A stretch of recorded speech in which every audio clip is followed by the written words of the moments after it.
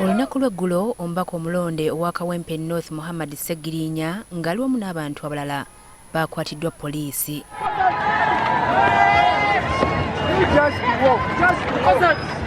Bano babadde beekalakasa mu Kampala ku ky'abantu abakwatibwa nga n'abamu tebaddamu kulabika so nga abalala bawozesebwa mu kkooti y'amagye. Ssegirinya yatwaliddwa ku poliisi ya CPS mu Kampala nga gye yasuze.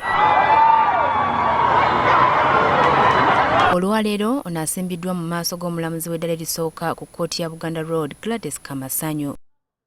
Asomeddwa omusango gw'okukuma mu bantu omuliro era n'asindikibwa mu kkomera Kitalya okutuusa nga 8 omwezi ogujja.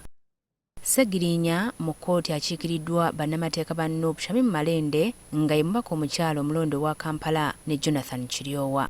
Oludda oluwaabi nga lukulembeddwamu Jackie Akawo lugamba nti nga 22 omwezi guno Community Price mu Kampala, Ssegirinya n'abantu abalala benyigira mu kwekalakaasa okumenya amateeka.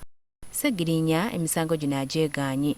Aliko byatubuulidde ng'ali mu kaduukulu ka kkooti. Bansose bansambye mu lubuto wansi eno omusajja yandinnye engatto era siri mu mbeera nnungi. Ate ne mu kkomera mwe bantadde oba wali ku CPS wensibirwa ebiku byasuze binsenkenye ekiro kyonna seebase, enkukunyi zaasuze zindi ekiro kyonna seebase. Kinnuma okubanga Ssegirinya ngenda kulayira nga Kyagulanyi talayidde atisse obutalayira n'embireka.